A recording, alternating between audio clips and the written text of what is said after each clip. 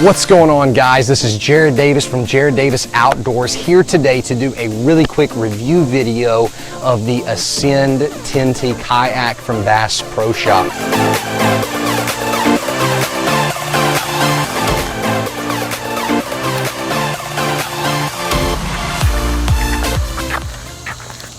So let's give a little bit of an overview on this kayak. This kayak in particular will start from bow to stern, and it's got awesome storage up front. You can fit a pretty good sized cooler. It's got awesome little tie downs that you can use to bungee your stuff in here. Moving on back, we've got the footrests that are awesome as far as adjustable, very versatile. We've got 6 scupper holes. Now the scupper plugs typically do need to be in there, but still it makes it an awesome drain system, very easily accessed. And then we move on down. We've got an awesome track. We've got a track system right here in the middle. You can put electronics. Now I'm not going to be mounting my electronics there, but that's perfect for electronics. Then we have a watertight compartment that twists open just like so. And anyways, it's very easy to use. Put my phone in there. It's barely big enough for an iPhone 7 or 6 Plus. And anyways, it works for it. I've got some other storage. I can usually put my pliers in there. I'll put leftover soft plastics. If I pop a lure off, I want to switch out a lure real quick, I'll stick my lures in there. I've got a great cup holder. And continuing on back, you've got these awesome hand holds that make packing this kayak in and out extremely easy and much easier than trying to load this bulky thing up on your shoulder and carrying it. The handles make that so much easier. Now this seat, I could spend 15 minutes talking about this seat. This seat is extremely comfortable. You can customize it to your preference. You can lean it way back, you can bring it way forward, and it's awesome. And then on back, we've got 2 rod holders that are great for holding your rods. They've also got leash attachments too, where you can leash your rods in just in case you flip, or maybe a branch grabs that rod. That leash can hold it in there, and you are less likely to use it with the leash on it. Moving on back, the rear storage compartment is plenty big enough for a fishing crate, for whether it be from Yak Attack or a homemade job that you did yourself. It is plenty big enough. We've done a quick overview on this kayak, and I'm just going to be quite honest with you. This is one of the greatest kayaks that I have ever owned. As far as stability, you can stand up in it. Here's a little bit of footage of me standing up in the kayak. Now my stability level may be a little bit higher than some, it may be a little bit lower. I cannot fish standing up, but I can definitely stand up in this kayak and it hold me. I can even do some paddling. I've gotten lures caught in trees. I've stood up and taken those out. So stability is great. Overall, this is a great kayak, but here are a few drawbacks of the kayak. The kayak is extremely heavy. You think, okay, 64 pounds, that's nothing, man. I pick 45-pound plates up all day at the gym, throw them around 100-pound plates, no problem. 65 pounds doesn't sound like a whole lot.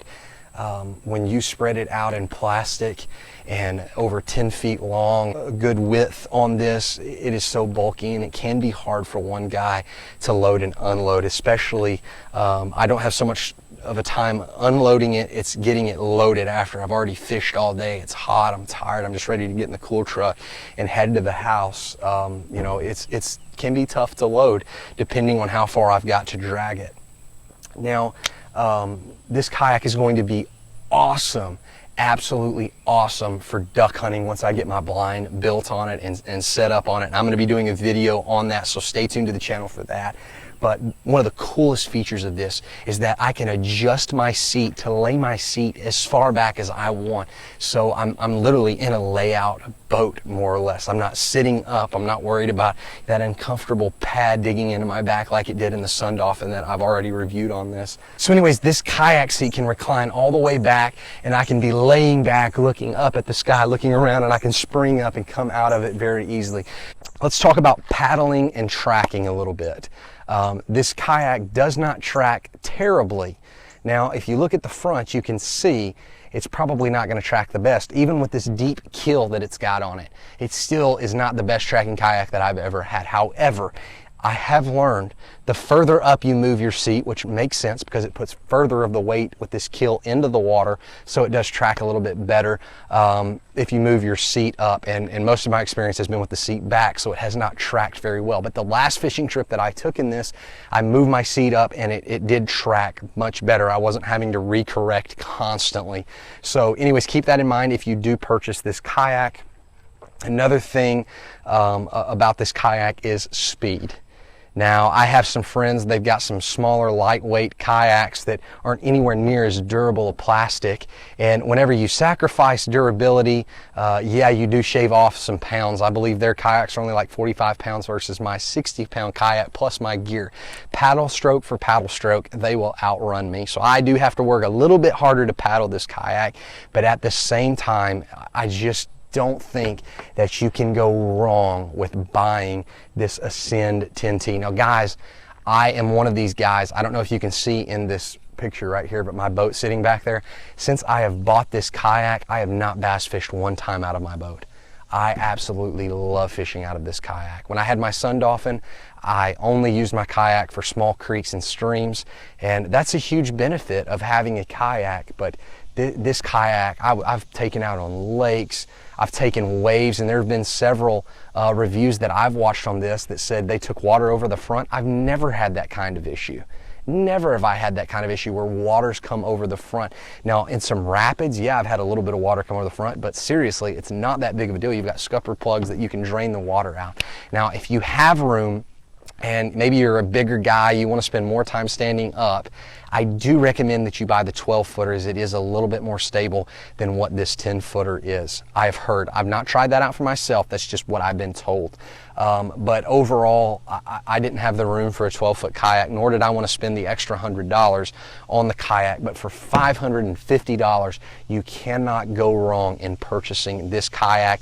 I've taken it out on rivers. I've taken it out on small creeks. I've taken it out on lakes. I've packed it in over a mile to a lake. I built a cart, packed it in, absolutely no problem, and it was awesome getting out away from the rest of the crowd and not seeing anyone for an entire day. So guys, I recommend this kayak, and I hope that I've shown you enough. If you have any questions, please post those in the comments below so I can maybe do a follow-up video to help you out further. If you liked this video, be sure and hit that like, be sure and hit that thumbs up button, and be sure and subscribe for more videos on tips and reviews just like this one. We'll see you next time on Jared Davis Outdoor Reviews.